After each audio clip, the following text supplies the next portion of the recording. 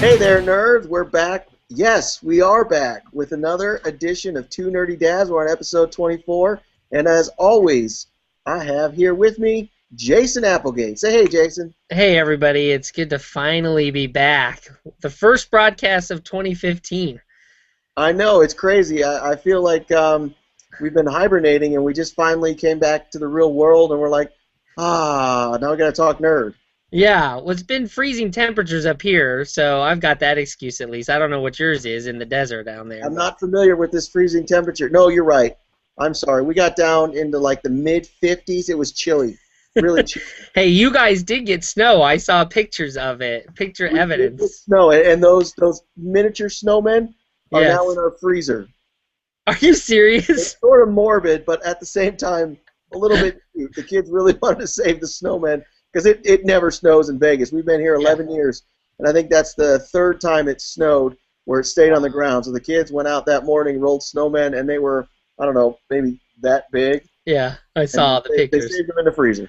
That's awesome. That's Yeah. awesome. I mean, every kid hates to see their snowman melt, Yeah. but if you only get it like, what, twice in your lifetime for your daughter, probably, right? It was her first It time. was her first, so there you go. It's especially important. So, what have you been up to these past couple of months? Well, like we were joking about earlier, it's just one of those things where I can't believe it's March. You just Oh my gosh, like that. I'm like, Jason, we haven't talked in a long time. What's going on? I know. Like life. That's the best way I can explain it. Life is happening. Yeah, same here. It's been crazy. I think I mentioned before I've started a new job, so while I'm still doing the same thing I've been doing for 11 years, in a new place, it just has gotten a lot busier. I just got done directing Charlotte's Web, which was a lot of fun for some middle school students, so that was pretty cool. And I'm in the middle of doing Footloose right now, so talk about our childhood in 1984 and the big Kevin Bacon movie. That's right. No dancing. That's right, yeah, sticks up their butts and all that stuff, like from Guardians of the Galaxy, which I joke about in my director's note that most of my students haven't even seen the '84 movie and they only know of it from the re-release of the terrible one in like 2000 whatever, and then of course the reference in Guardians of the Galaxy. So that was their first homework assignment, was to actually watch the Kevin Bacon. Was there a remake? There was. It was so bad. Yeah, it's a good thing you didn't, because I happened to see the movie poster for it, and it was just the fact that you had Ren with an iPod instead of the old Walkman. I was automatically turned off. I'm like, I am not ever going to see that movie. It'll be like Titanic. I have yet to this day see. My goal in life is to die never having seen Titanic, and that day, Footloose, the remake, got added to that list of movies I will try never to see. So, but I think we're doing a good tribute to the '80s in our version. It's been a lot of fun. Very cool. Yeah, so let's get down to business then, man. Lots of stuff has been happening, but I have to say, probably the biggest news in comic book and movie industry is that the shared rights, I guess, to Spider-Man from Sony with Marvel, which basically, from what I understand, means that Spider-Man can be part of the Marvel Cinematic Universe, but that the Spider-Man movies, the individual solo movies, are still going to be produced by Sony, and it's that they're not sharing the profits from that movie. I'm not sure. Do you know any more about the details of it? I've just heard things here and there. Yeah, it's a little jumbled up because a lot of this came out when all those Sony emails were released, and what's fact and what's fiction is still a little fuzzy. But from what I understand is it's basically Marvel's character. They have creative control of where it's going to go, what's going to happen. They're working on casting right now, from what I understand. There was a rumor there a little bit that they were going to go with the Miles Morales version just to completely separate it from the two previous cinematic versions of Spider-Man that was obviously Peter Parker. I don't know if that's true or not. But from what I understand, it's a revenue split with Sony, but Marvel pretty much has creative control on what's going to happen to Spider-Man. Yeah, that's really interesting. So I'm guessing what we'll see is that Marvel logo, before. Well, I guess we saw that before the other Spider-Man movies too, but they just have a little more control in what actually happens with the character, which might be nice because I know you're not a huge fan of the last movie. And from what I heard about the Miles Morales was just a rumor, and Okay. was I guess some of the emails they said specifically referenced Peter Parker and wanting to take Peter Parker into a new direction. So that's why I think a lot of people are saying, no, it's not. It would make sense for that to be an easy way to go into, a whole new direction. But I think it makes more sense for them to stick with Peter Parker just because he's so widely recognizable that it would be, I don't know, similar to what would be another example. Dick Grayson as Batman or something, where it would just kind of throw people Well, if off and they wouldn't you know. put somebody else instead of Hal Jordan as Green Lantern, I'm not sure people would get Guy Gardner or Yeah, I'm losing the other people. John Stewart. John Stewart. I The don't think weird they necessarily know who those guys were. Well, the weird thing is a lot of the generation of teenagers right now that are in high school or in college. Actually, funny enough, their Green Lantern is John Stewart because of the Justice League cartoon that came out when they were kids. Sure. It was funny because I would talk to kids about Green Lantern and they'd be like, "Oh, that'd be great to have a black superhero on," and I was like, and this was back before the Hal Jordan movie came out, and I was like, what are you talking about? And they're like, yeah, Green Lantern. And I was like, oh, that's Green Lantern to you. So I think that one's even, more interesting that there are some people that for them, Green Lantern is John Stewart. That's cool. Yeah, I thought that was pretty cool. But, Peter Parker's too iconic. I don't think that you could really do that with him without there being, at the very least, some confusion. And people kind of thinking, well, it's not the real Spider-Man, blah, blah, blah. It makes sense because you need the identity of Peter Parker for what I think we're going to see In Civil War. Avengers coming up. Yeah. Yeah, a lot of people that I know that I've talked to have been saying, well, that's really the key, and probably the first time we'll see Spider-Man in the Marvel Cinematic Universe is in the Civil War storyline, which I guess starts in Captain America, right? I think Captain America 3 is the beginning, yes. Mm-hmm. Which is interesting because I know it was rumored that Black Panther might be taking over that Spider-Man role in Civil War. I personally was like, that'd be cool to bring Daredevil into it because I'm a big Daredevil fan. I'm really glad that both those ideas, that we don't have to worry about it, it's going to be Spider-Man. Yeah, I think that makes it a lot simpler. I think the fans are going to be more pleased with that. And then to kind of piggyback on your Daredevil comment, I know the last thing that I read, and I didn't read the entire article, but it was they were asking, I think, the writer of the Daredevil or director of the Daredevil Netflix series, do you think you'll be part of the cinematic universe? And I thought he said something interesting where he said, we have to earn that, which I thought was kind of cool because it's like, he's holding himself to a standard, and it's funny because Agents of S.H.I.E.L.D. was a spin-off of the universe. So now you have Daredevil. They have to earn they have to be good enough to become part of that cinematic universe. And I don't know. I think I'm slightly worried. I know everybody gets geeked about all the universe, everything together, and we can finally have Spider-Man fighting alongside a Captain America and stuff like that. And yes, that is cool. There's definitely the nerd factor there. But what worries me is the Marvel cartoons from our childhood, from the late 80s, early 90s, where you look at Spider-Man and you look at those cartoons, and they did that. They put everybody together and smushed it all together, and it made for bad storytelling and uninteresting character development and the rest. I'm worried that it becomes too convoluted. And you have a Batman and Robin, you have a Spider-Man 3, where there's just too much to deal with. I don't know. No, I will point to the comic books and go with Onslaught. One of the first times X-Men crossed over with the whole universe there at that time. And, man, I hated that. Onslaught was awful. And I think they were so focused on bringing all the teams together with the Fantastic Four, the Avengers, the X-Men. They just thought, oh, this will be awesome. And it's like, you guys just, no, you missed the point. Yeah. Yeah, that's a good point. And then, Marvel and DC, but I feel DC just slightly to a lesser extent than Marvel. Every year there's this huge event that happens, and it's like, you just get tired of it, which kind of brings us to one of our other topics, and we can bounce back to more of the cinematic universe stuff and some of the Netflix series that are coming up and such too. But that's Secret Wars that's coming out, which is the new, in 2015. I think it starts in May.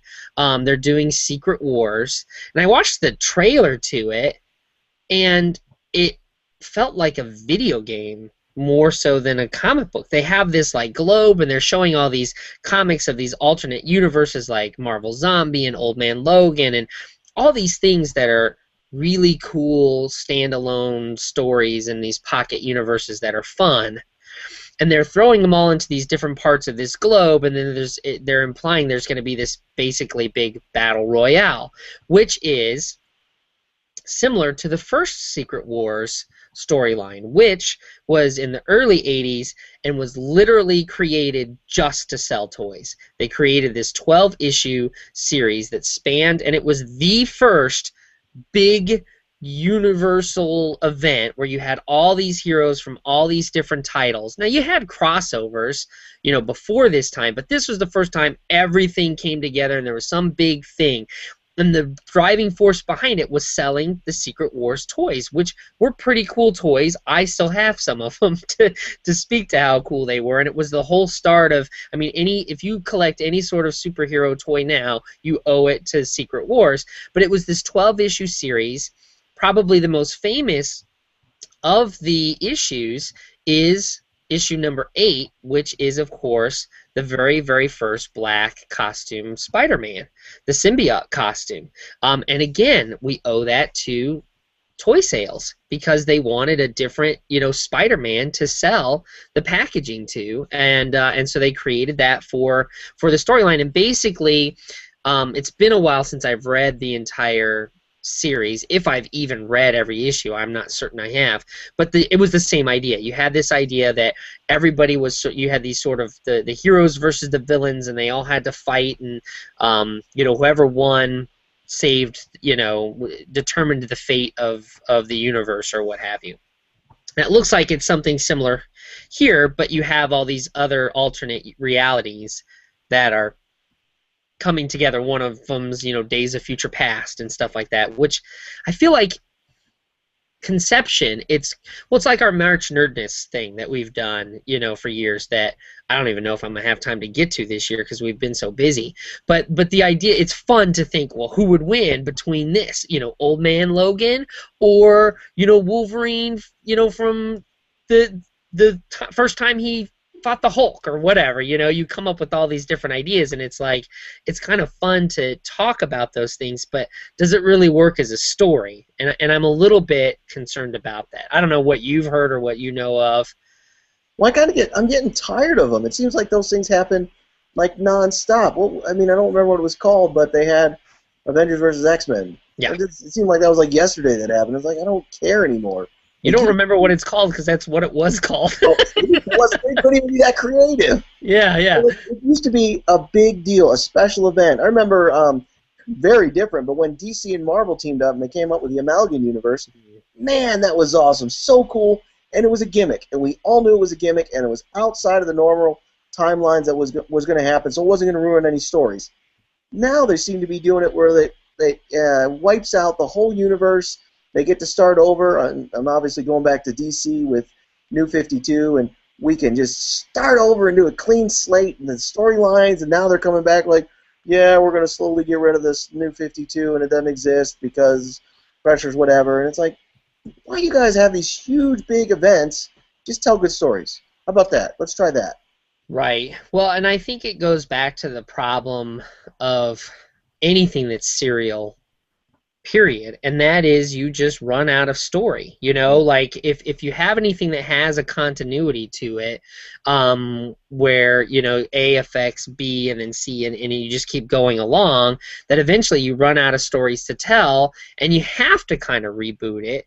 And in doing so, sometimes you upset the people that were used to this, this steady, I have Lucky Charms for breakfast every day kind of a feel to it, that you're used to it, and you might get upset if they just throw that all away and start over. But sometimes you have to, because you're building on top of what was before. But it wasn't always like that. I like to again point back to to animated series, and that was the major difference between the Marvel cartoons and the DC ones. Batman the Animated Series, those episodes stood alone for the most part. Like, there were some that built, like, the Ra's al Ghul storylines, like when there was a part 1 and part 2, and then of course when he fought him again, it referenced the first time that they had fought, in maybe season 2, and now we're in season 4 or whatever. But for the most part, they still would stand alone, and I felt like that allowed for better storytelling. Whereas the Spider-Man cartoons were so dependent upon the previous episodes, and X-Men was the same way. And while they were still good cartoons, I felt that was a weakness to them, was you had to have a previously on X-Men or previously on Spider-Man, because if you didn't, you had no idea what was going on, and likely the story was not very interesting anyway, and they had a tendency to stay rooted in what was going on in the comics at that time. Like, they were trying to just make a cartoon version of what the comic was. And I felt like it was kind of a cop-out, at least at the time I did. So I don't know. I'm kind of thinking it's the same type of thing. If you look at some of the best writing out there, it's got to be some of the other publishers, Image Comics, Vertigo, because they don't have these.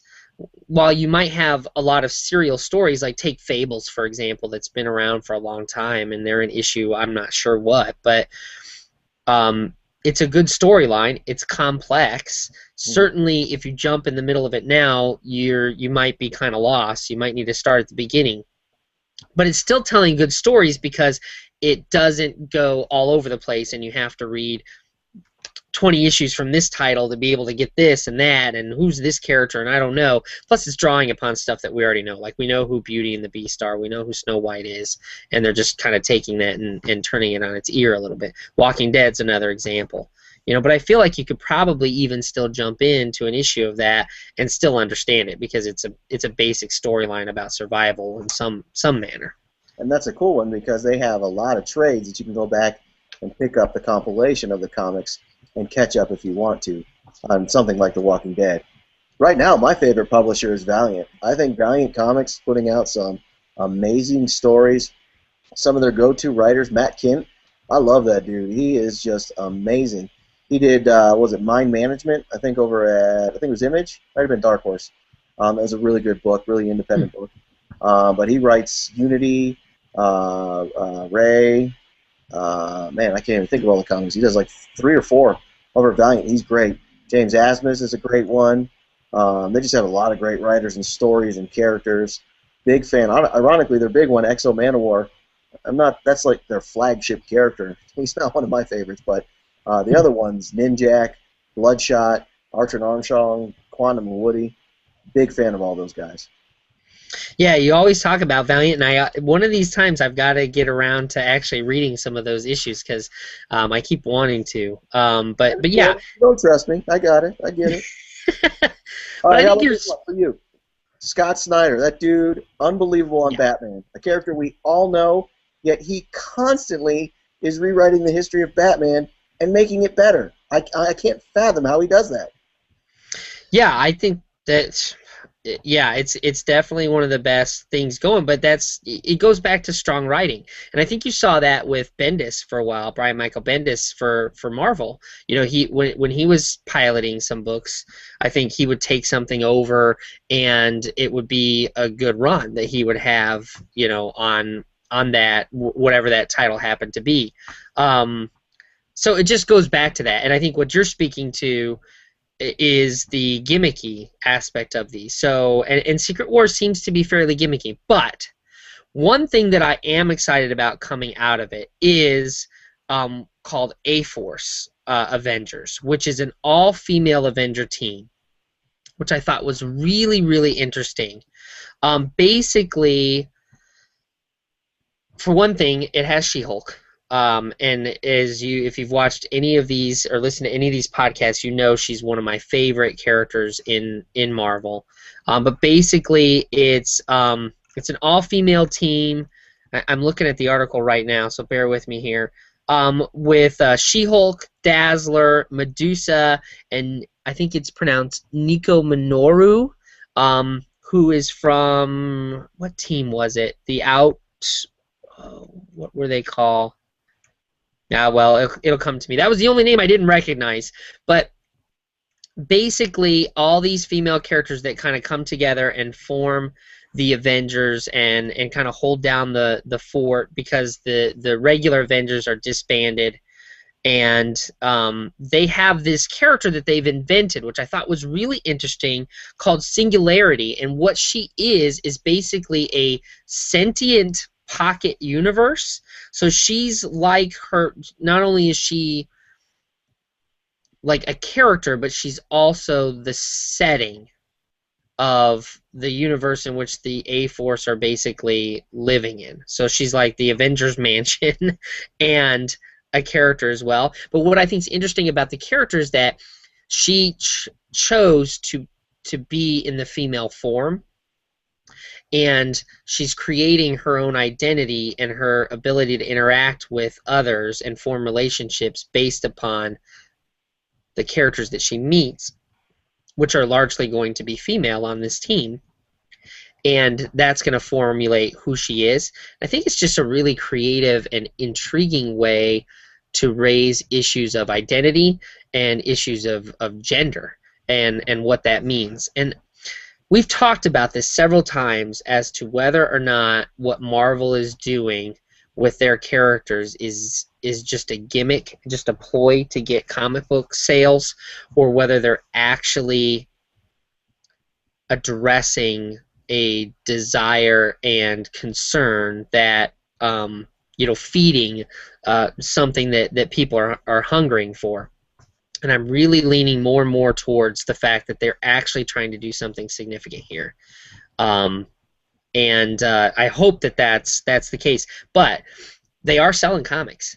I mean, according to this article, these big events that you and I both sort of are tired of and despise, they sell about approximately 100,000 units.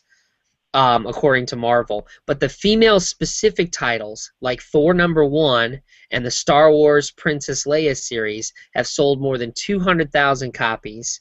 And Spider-Gwen, the pre-orders for that month, Spider-Gwen, were upward of 250,000. So it's working. What they're doing is working. What's interesting to see is, are they also able to say something? I look at She-Hulk that lasted 12 issues, and I get a little bit skeptical. Thor's eventually going to go back to being the Thor we all know. How long is Storm? I've heard she's on the way. Her series is on the way out. How long is Black Widow going to hold down the fort? Spider-Woman just had her costume change. How long is she going to be able to kind of hold her own? I don't know. Be interesting to see. I think that sort of speaks to society today, and I guess millennials or whatever generation we want to reference. I mean, you even look at like TV shows, and we're getting seasons that are like 10 episodes. Back in the day, you would have 24-episode seasons. Mm-hmm. And nowadays, it's even, okay, we're going to have a 10-episode season, and that's it. We don't plan a second season. That's it. And I think that's just sort of reflected in the comic books and influenced by the movies that they're putting out.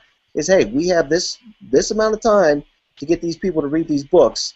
Let's get what they want, and then we'll reboot, we'll redo, we'll whatever, and we'll do it a different way and get other people to come in and do that again. I think Wolverine is a great example. It's like that whole event, Death of Wolverine, let's kill him off, cool. And now, we're bringing him back. It's like, of course you are. It makes sense. But that's how you get people interested. You do those events short term. I don't think we're going to see, the Superman 900 issue anymore, stuff like that. I don't think that stuff's going to be as popular to do. I think we're going to see more shorter stints, shorter runs. Yeah, I think you're right. I think it's a marketing idea with regards to that too, because, think about it. Who wants to jump in on Batman number 647? Like, just seeing that number next to the title is somewhat intimidating and makes you think that, like, wow, like, I have missed 646 issues of this. Gotta like, go back and get them all. Yeah, how could I ever possibly feel like I have any kind of, storyline? Which, on one hand, is it's a shame that that's the case, but on the other hand, I think you're right. It's in the way that it's media driven, and you have to think that these, Marvel and DC and stuff, they've got to be making more money off of their other media than they do on their books. The movies, the television shows. I wonder if even the toy sales and stuff, might be a bigger profit for them than the books, and then the books just sort of keeps the that's for sure. That's the wheel turning. That's exactly why Disney bought Star Wars. It Yeah. wasn't to make movies; it was for toys and licensing. Yeah, that's a good point. That's a good point. Speaking of Star Wars, can you believe that, like, this time next year we'll be talking about having seen the next Star Wars? Is that right? Am I wrong, or is it 2016? No. Did you watch Parks and Rec this last season? No. Oh, it was fantastic because it was set in the future, 2017. Okay. And one of the main characters, I forgot his name, married, he was the mayor, not the mayor, city, whatever, something, but he was a huge nerd, and he saw Star Wars, so he would reference events as if he saw them. Like, he had this big document he had to sign, and this other company called Grizzle had snuck in a little stipulation, and they're like, well, how did you miss this? He goes, that was the week Star Wars came out. Oh, my God. And it's just so funny that in their future they already saw it, and I'm sitting there going, yeah, we have a couple months left, then we'll get it. Yeah. So when does that come out? Because now I'm really doubting myself. It's December 18th, 2015. December 18th of this year, right? This year, 2015. This year. That's why I'm so second-guessing myself, because it does not seem like it's going to be that soon. It's very reminiscent of when Phantom Menace came out, and yes, people, I get it, it's a prequel, shut up. But before we knew what it was, the excitement that was building, you're like, is this for real? Is this happening? Oh my gosh, am I right? I don't remember. I don't know. How could this be? Another Star Wars. It's very reminiscent of that feeling, and it's very cool. I'm excited. The trailer for The Phantom Menace has to be one of the best trailers of all time. I mean, honestly, like, go back and just watch the trailer to Phantom Menace, and it looks like an amazing movie. And then you watch the movie.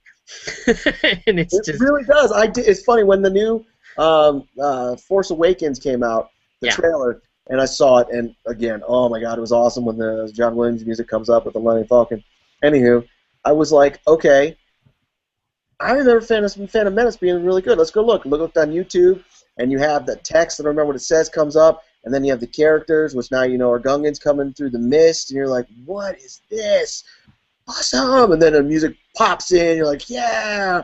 You see just brief shadows of Darth Maul and the lightsabers, you're like, this can't miss. And I'll be honest, I saw it, I don't know, 7 times in the theater. I saw it multiple times as well. Definitely did. I mean, it was still an event.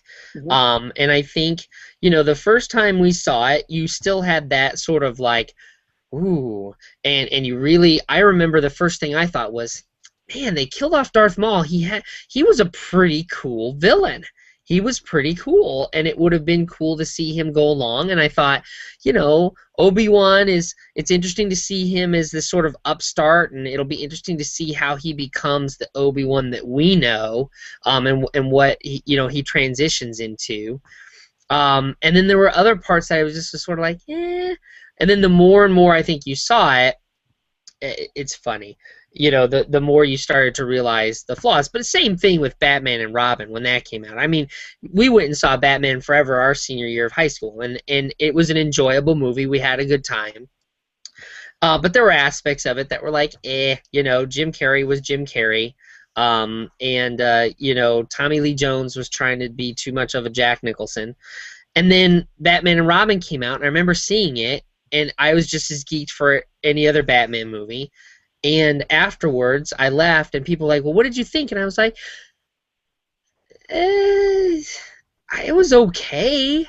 And then I went and saw it again, and I'm like, oh my gosh, that might be the worst movie I've ever seen. But it took the second time, because the first time you sort of can't really take it all in because you're so just excited about the event that it'll be interesting to see if that's what this is. The only thing I can think of that has met with that same anticipation as far as an event for nerds would be Lord of the Rings. You know, all those Lord of the Rings nerds out there that were just fans of the books, and then when the Fellowship of the Rings came out, that's about what I would imagine it must have been like for Star Wars A New Hope or Empire Strikes Back, going to see that on opening night back in, you know, 1980, Empire Strikes Back, because A New Hope, nobody really knew what Star Wars was going to be, but after A New Hope was so big and then the sequel came out, I imagine that must have been the closest thing I can sort of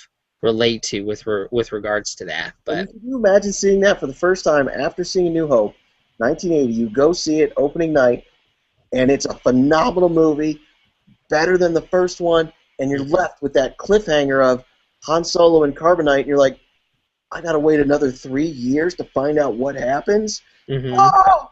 I can't imagine that feeling. I don't. And I'm too young. I don't remember it. Obviously, I didn't. Yeah, we always knew that Darth Vader was. Yeah, Luke's father. Could you imagine being there on opening night, and there was no social media, you know, so it was like you didn't know until on the screen he says, "I am your father," and I imagine that people as audience members must have still doubted it a little bit. You know, must have been like, how could that be? He killed his father. Like, what is that? That doesn't. Is that right? Like, is he lying to him? I mean, he's evil. Well, that's one of the reasons why in Return of the Jedi, the opening, one of the early scenes is him with Obi-Wan, and he's in the ghost of Obi-Wan confronting him. Is like, is this true? Basically, and he's like, well, from a certain point of view, and he's like, what? It's a yes or no. What are you talking about? Right. It's like, yeah, audience, it's true. It's his dad. Yeah. Yeah, it is, you know, a nice way to treat it. To sort of transition into one of the topics I want to talk about are the Star Wars comics that we referenced before that are doing really, really well for Marvel, which is awesome and exciting. And I'll tell you, I've read all 3 titles that are out right now, and they are phenomenal. I think they're doing an excellent job of picking up basically all of the storylines pick up after A New Hope and before Empire Strikes Back, and they're all really well written. They really capture the characters, and they bridge the gap between the 2 movies, I think, really nicely. But the one that I actually like the best so far is the Darth Vader storyline, and what I love about it is that they're bringing back the Darth Vader that you and I grew up with and reconciling it with the Darth Vader that we were left with in Episode 3. That I think a lot of people from our generation were disappointed with how he became Darth Vader. And because the Darth Vader that you and I know is the one that comes through those doors with the stormtroopers and just like is just this presence of evil. It's the one who, when the doors slide open and Han Solo blasts at him, you know, 3 times, and he's just like, nope, take that gun, and you know, you just are in awe. I mean, he is as evil as to question him. Captain yes. Like, yes. Goes to the ground. And so, what you see in the comic, if you're a Star Wars fan, you've got to get these because I really think they're very well done. In the comic, you see that the Emperor basically is blaming his apprentice, Vader, for the failure of the Death Star and where the Empire currently is, and the rebellion's victories. And so Vader is sort of dealing with that disappointment, and you start to see how he already is has these sort of contemptuous feelings towards his master, who has basically put it all on him for whatever reason, and and he is kind of dealing with that, and I feel like the writers are also reestablishing him as a force to be reckoned with, and I think that is something that needs to be done a little bit. Having said all that, I don't know, have you seen the documentary about George Lucas versus the public? I started watching it once, and to be honest, I am a George Lucas apologist. Yes, he's made mistakes, but we would not have Star Wars without George Lucas. He is an amazing producer. He's a fantastic story idea guy. He's Mm-hmm. not a good writer. He's not a good director. He's a great cinematographer and editor, though. Mm-hmm. Um, and just the world of Hollywood that he created wouldn't exist without him. So I have a hard time knocking him for his bad decisions or the things that Right. are bad, because the things that he's done good are so overwhelming. So Yeah. I've seen parts of it, but I had to turn it off because it was so uber nerdy anti George Lucas. You you hit the nail on the head with some really good points. I mean, name a sci-fi or even action movie in the last 30 years, and you owe it to Star Wars. I mean, what he was able to do special effects wise, and storytelling wise, and so forth, and not to mention this just mythos that he created that has lasted as long as it has. It's you can't knock him for that kind of stuff. Give it another shot sometime. Maybe skip forward a couple chapters, because while it does start that way, there's an aspect of it, and it was what I was kind of referencing here, where it really portrays a lot of the Star Wars people as kind of taking it like a little bit too seriously, and just kind of like, guys, chill out. It's a movie. Like, settle down about this. Jar Jar Binks is just as ridiculous as the Ewoks were in Return of the Jedi. Just for their generation. There's this really great part where they talk to kids about, well, what was your favorite part of Star Wars? And they all talk about how much they liked Jar Jar Binks and stuff. And so it was really a pretty interesting documentary. It is a little long, but if you're a Star Wars fan, give it a shot, because I thought it raised some interesting issues, and with the new ones coming out, it made me think about, okay, so how are these people going to approach the films? Because it certainly is going to be with, I think, a little bit of tempered excitement. I think it's funny. I think our generation and older has a different perspective in that our expectations should be tempered because of what we experienced with the Phantom Menace. And I'm not one of those guys that's like, there's only 3 Star Wars movies. There's not 6. It's like, no. There's 6, and there's a lot of great supporting stories, like the Clone Wars, the animation. Those stories are fabulous, and they really expand on those characters that are in the prequels. Not to mention a lot of the books, and they just tell greater tales. And I think if you take all that into account, the movie prequels are really good, because they go into more character and they show what these characters are and why they are what they are and all that stuff. That being said, I think the younger generation will have a much different perspective, because, like you said, they grew up with 1, 2, and 3, and then went to 4, 5, and 6, and I know a lot of those kids were like, oh, gross, I hate these special effects, they're awful, oh, terrible. And they're going to love these new ones, probably regardless, because they're going to be cleaner, crisper, and all that Hollywood. And I think that's kind of funny. You're going to have 2 different perspectives, and I think they're both going to like the movie. Yeah, I think that's a good point. I think that's a really good point. And it's like, I think you have to appreciate them within the time in which they're created. It's like watching the 1933 King Kong. Like, if you look at that and you're like, oh my gosh, that's totally not believable. How could you even think? Duh. One of my favorites is the old Frankenstein movies. You cannot watch those today ever like people watched those in 1932. Like, they did not see a green creature on the screen in their imaginations. For us, that's what we see. When we see that squared off head and the bolts on the side, we see that character as having green skin.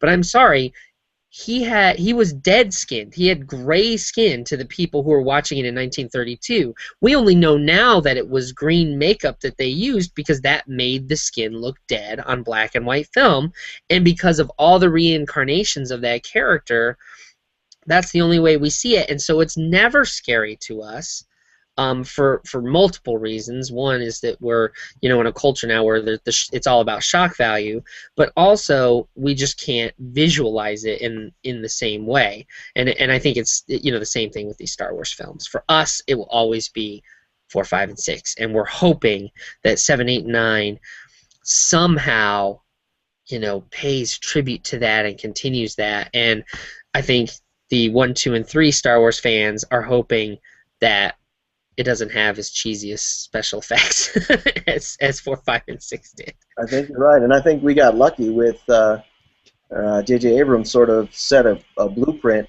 on how he can reboot a franchise by giving respect to what's happened before, but injecting new life to it. And I'm by no means saying Star Wars is going to go into a black hole and we're going to have an alternate version of all this stuff.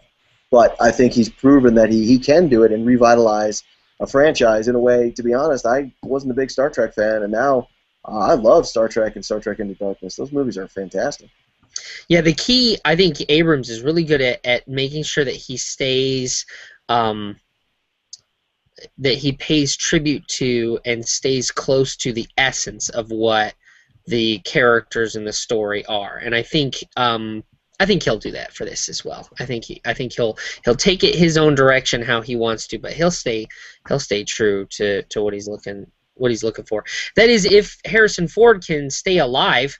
What is going on with that guy? First it's like a broken foot, and now he's crashing his plane. And is he okay? I haven't heard anything about. I'm assuming he's not dead, or I would have heard about it. Yeah, that dude, adrenaline junkie. I don't know what to say. Just looking at the plane that he crashed in, I'm like, why did you think I was going to fly in the first place? There were a lot of funny jokes about this belongs in a museum and things like that about what he was flying. So I found that at least to be amusing. So hopefully, I mean, he's tough as nails, I guess. And did you see Kingsman? I haven't seen it yet. Mark Hamill's in that.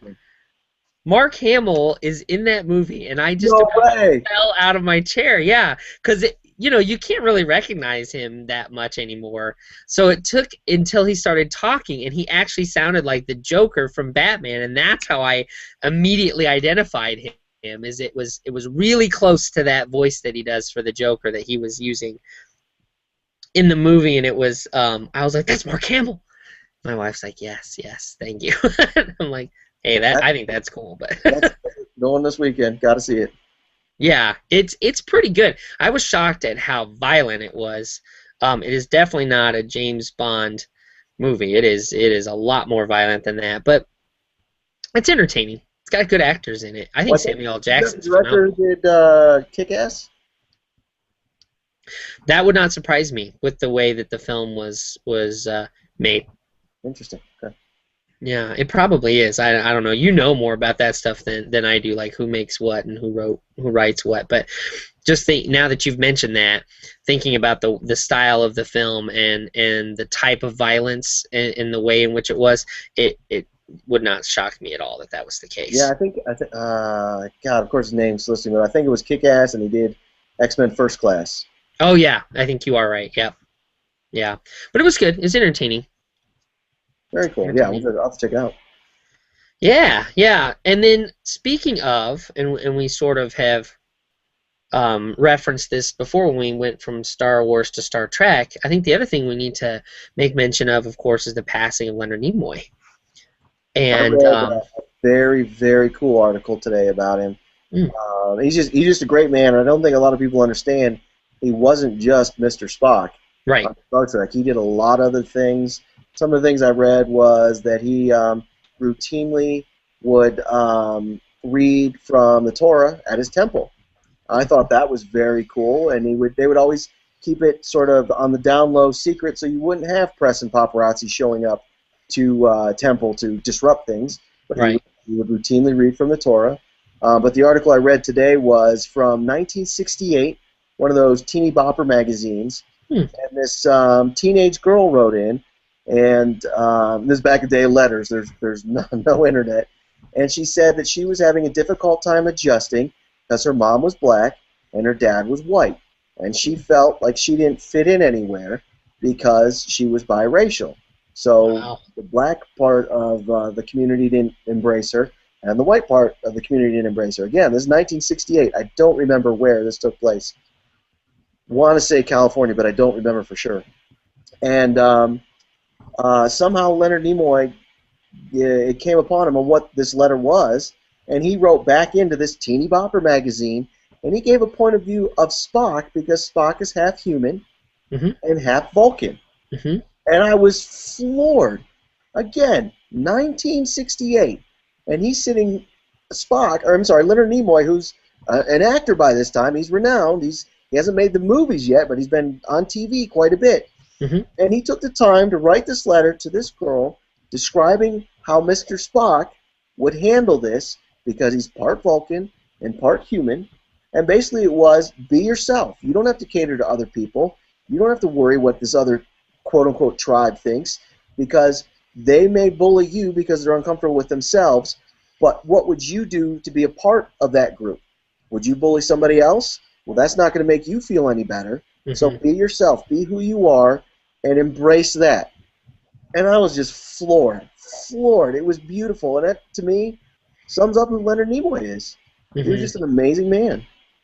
Yeah, interesting that you brought up his, reading of the Torah, because what I saw of him, it was a video that he had done, and it was addressing similar things when he talked about when he was a child and he was brought to some celebration that was going on, and he talks about it and he describes it that his father told him that during this blessing aspect, you had these. The leaders of the community were up in the front. And I apologize that I don't know, the terminology here very well, but they were up there, and his father said you need to turn away from them and cover your eyes because they're going to give this powerful blessing, and you can't see it. Well, Leonard was too curious, and he turned and peeked, and he saw that they were doing this as they were chanting. And blessing the crowd, and apparently this is the symbol for the letter Shint, I think is what he said it was called, which is not Hebrew, Yiddish, which is Yiddish, and it is the first part of words like shalom and other very important words in Yiddish, and that is, of course, then where he got that as the Vulcan symbol. And I thought it was really, for one, I didn't know that Nimoy was the one that came up with that.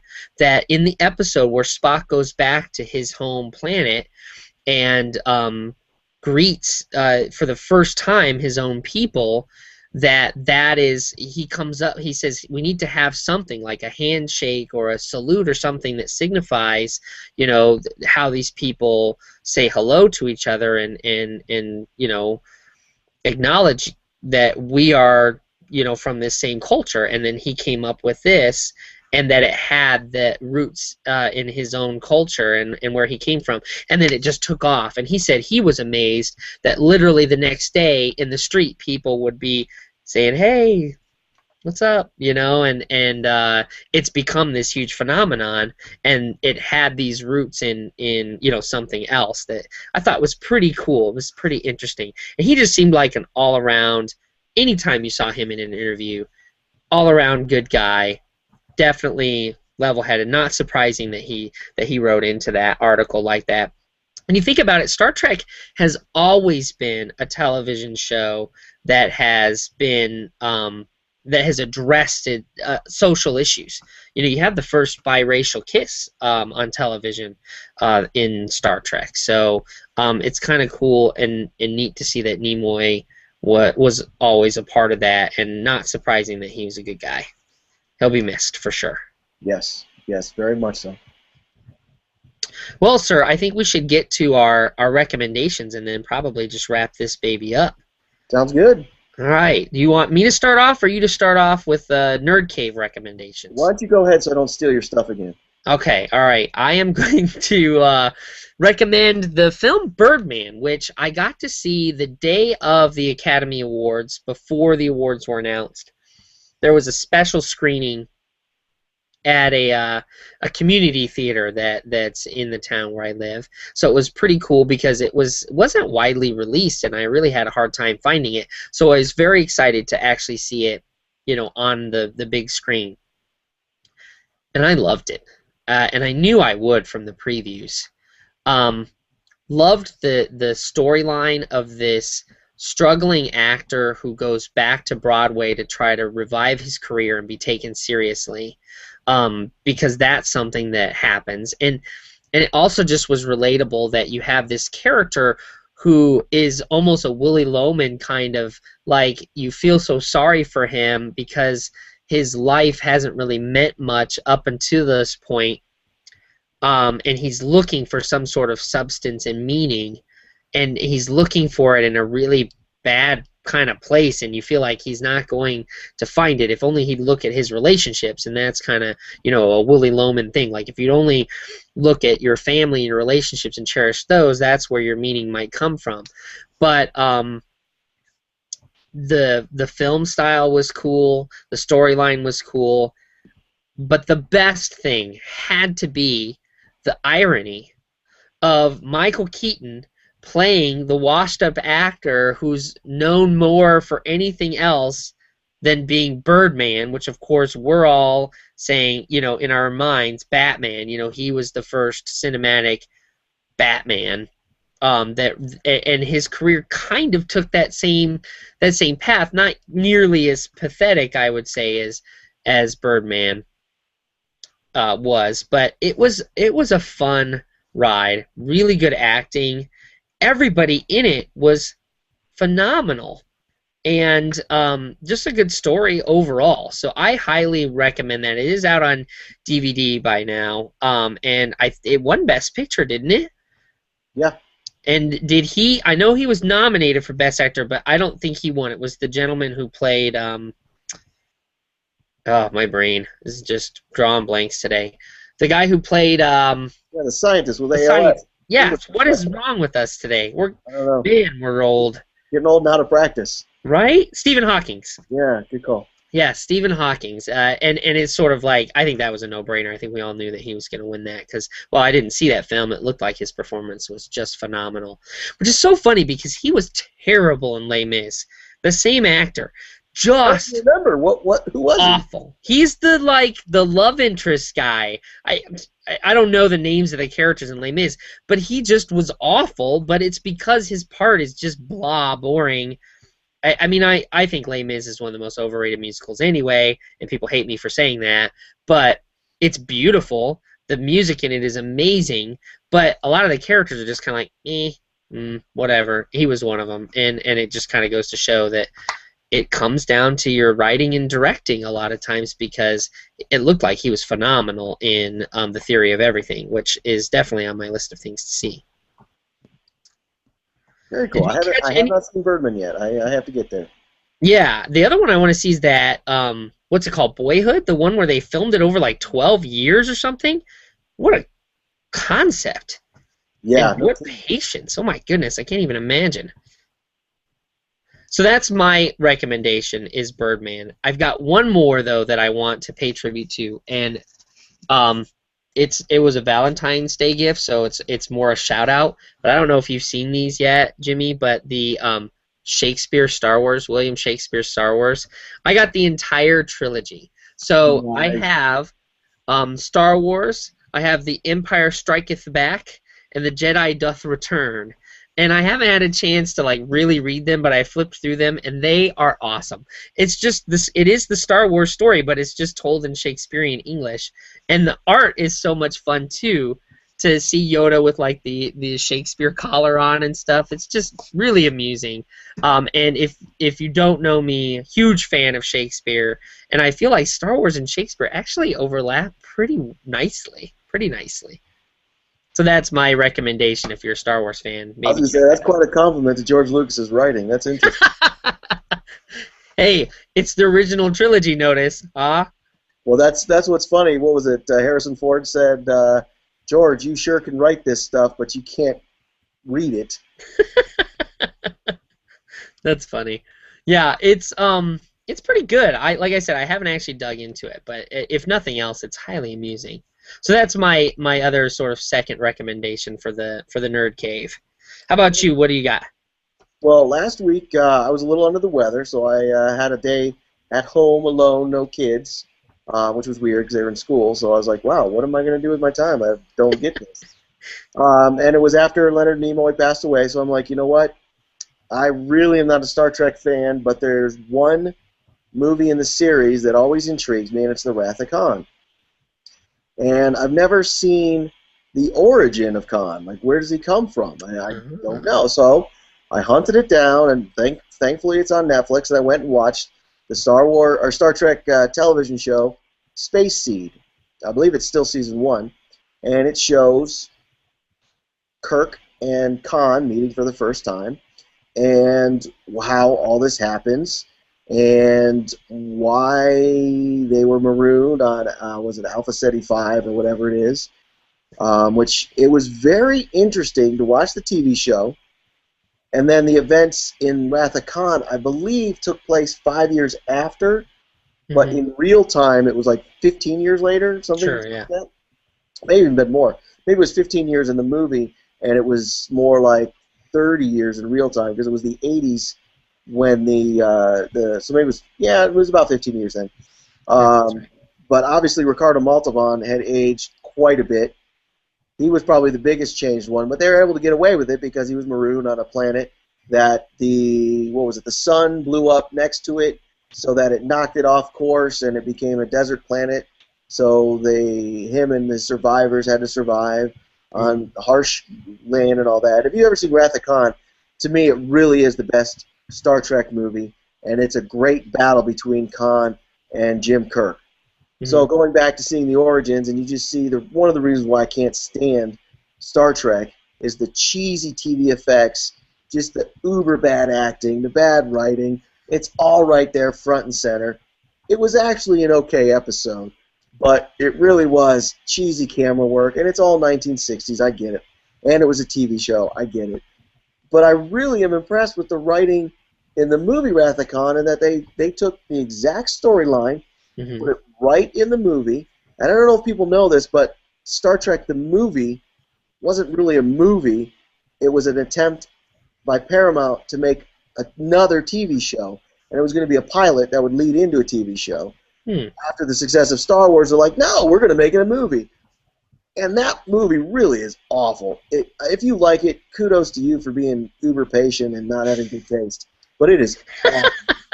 Wrath of Khan should have been the first Star Trek movie, and the way they go from the TV show to the movie is just genius. You have one of the best cinematic deaths I've ever seen, and this is one of the reasons why I wanted to watch it, because you have Leonard Nimoy, Mr. Spock, on screen sacrificing his life to save his whole crew, the whole cast, everybody. And that's where the line, what is it? Of course I forget. The sacrifice, the needs of the few outweigh the needs of the few, or the one. And it's just beautiful with Jim Kirk, and I don't think William Shatner's a great actor, but he actually pulled it off in this instance. And it's just fascinating to watch. Great chemistry. I did go on and watch Leonard Nimoy's directing in the next movie, The Search for Spock, which is a little cheesier, but it's still a good movie. But then I wanted to cap off the whole Khan series with Star Trek Into Darkness. And watching that, it's just a great update. And obviously, I know Leonard Nimoy is no longer playing the predominant Spock in this movie. But it was great how Zachary Quinto calls Leonard Nimoy Spock to ask him about Khan. And of course, Leonard Nimoy, in his fashion, I promised that I would never give you any details about your future. in the fear that it would ruin everything else. But in this one instance, Yeah, that's I how have to awesome tell he you, he is. was one of the most deadly foes the Enterprise ever came up against. You're like, God, I'm gonna miss that dude. Leonard Nimoy was just amazing. Yeah. So I think I can't really be seen as a trilogy because they weren't made that way. But if you have a chance, go watch Star Trek Space Seed, Wrath of Khan, and then Star Trek Into Darkness to cover your Khan bases. All of them on Netflix right now. It's really good storytelling. Yes, and Montalban will be sure to tell you that his abs were not painted on. Those were his abs in Wrath of Khan. So just when you watch that, make sure you take note. Which is why they had a necklace hanging the whole time, That's right. covering any makeup that might have been there. That's right. The next recommendation, we always do a family one that you can enjoy with the family. And for me, I was super glad to finally be able to enjoy this, and I've been wanting to watch this. And it's Miyazaki's Spirited Away. Loved this. Saw this when Megan and I first were married. Before we had kids, or maybe Cade was an infant, was really small, and is just a fantastic story. I mean, all of his stories are good for the most part, but this one I think stands out above all the others. It's a very sort of Alice in Wonderland type of story in that you have this young girl who is sort of falls down the rabbit hole, if you will, and finds herself in this world of spirits, and she has to navigate her way through this and try to save her parents. So it also kind of had I don't know, it reminded me weirdly of The Labyrinth, although that's the daughter trying to save her little brother. But that same idea of needing to sort of follow the rules and jump through the hoops that the bad guy wants you to jump through because you have to save somebody, and you had that in this one, and it's just really clever. It's the animation, of course, is amazing, and the story is just really, really well done and fun, and at times creepy, which is why we waited until now to see it. I think anybody under, I mean, you can tell, like we've talked about this before, you know your own kid's temperament, what they can handle and can't handle. But my kids are 11 and 8, and I felt like now that my youngest was 8, I felt she could handle this one, by now. But, I know one of my nephews who is 6 would not be able to handle it, so you kind of have to judge that and obviously watch it first. But just really cool, imaginative storytelling. Very cool. Very cool. Well, for my kid-friendly recommendation, I went with a book series that's been out for quite some time now. I'd actually seen the first 2 movies when they came out. I hated them. But now my son is of age where he's read the books. He's up to, I want to say, the 4th book. And we are watching the movie in accordance of him finishing the book. Sort of a reward, I guess you could say, but also to make sure he reads the book first and not be influenced by the movie. And, of course, I'm talking about the Harry Potter series. Yes. So, yes, I saw the first 2 in the theater when they came out. I fell asleep both times. Was not interested. I think, was it Christopher Columbus who did the first 2? Chris Columbus? You got me. That sounds right, though. I just remember it was an American, which was funny because everything about that is British and there's American. And then I think the 3rd one, was it a Spaniard or maybe a Mexican who directed it? And it cracked me up that they could never get an Englishman to actually direct it, but everybody in the movie is English. Mm-hmm. Anywho, we are up to, I guess, the Goblet of Fire. My son finished reading and we watched the movie. Mm-hmm. So he's on whatever the next book is. And I gotta say, they're actually good. Mm-hmm. I'm entertained now. It still took a little bit getting through the first 2 movies because of my remembering not being interested. So I tried to lay that down and watch. There's still a lot of goofy, gimmicky stuff where I'm like, wow, okay, whatever. But overall, I am thoroughly entertained. I love the actors that are popping in and out of this. Kenneth Branagh cracked me up. I think that dude, everything he does, I think is entertaining. I think it's great. Well, maybe not Wild Wild West, but a lot of what he does is really good and entertaining. Ironically, what was it? Emma Thompson was in the next one, which cracked me up. Her character with the, I don't know who she is, and forgive me, but she's reading the crystal ball and all that stuff. Warwick Davis seems to be different characters in different movies. One time he's all covered up. You can't really see who he is. And the next one he's sort of dapper. And I'm like, I don't know if that's the same character or a different character. I don't know what's going on with Warwick Davis. But anytime he's in a movie, I'm thrilled. Gary Oldman was fantastic. I can't remember the guy. What's his name? He was in the last movie. He had the eye patch eyeball thing. I love that dude from Braveheart. Yes. Just they're fun, goofy movies, and I could watch them with the kids. In fact, I was surprised at the Goblet of Fire. I tried to download it for James on his iPad so we could watch it because we just went on a trip, and I couldn't download it. I'm like, what is going on? I didn't even realize that was rated PG-13 because his iPad's restricted. Oh, yeah? I didn't realize that, so I didn't think it was, like you had just said, be aware what you're watching with your kids. I watched it with them. I didn't think it was bad or anything. Just after the fact, I saw that it was PG-13. But they're entertaining. They're great for kids. My 6-year-old daughter watches it too. Don't tell my son this, but I think she at times can handle that more than he can. But it's a great series. I think the whole family can watch. And if you want to, read them with the kids. Read the books first. I think that's a great way to get your kids interested in reading and going about it. So, Harry Potter.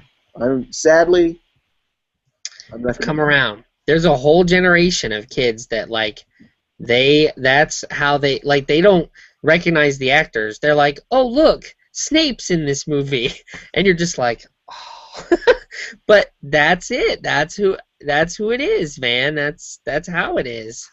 But yeah, they're not bad. I mean, they're no Twilight. Let's put it that way. Nothing can compare to how awful that is. I will not ever be watching those movies. Which was funny because I know who's in Twilight. I know about Twilight.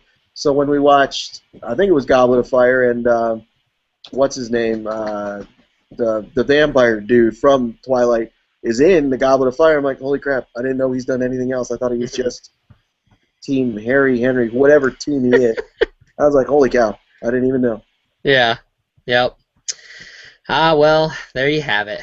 So, episode 24. Longer episode, but hey, we missed almost 3 months, really, when you think of it. I mean, it's definitely 2 solid months. We had our Christmas break and finished with our year-end roundup, and then, man, we got busy.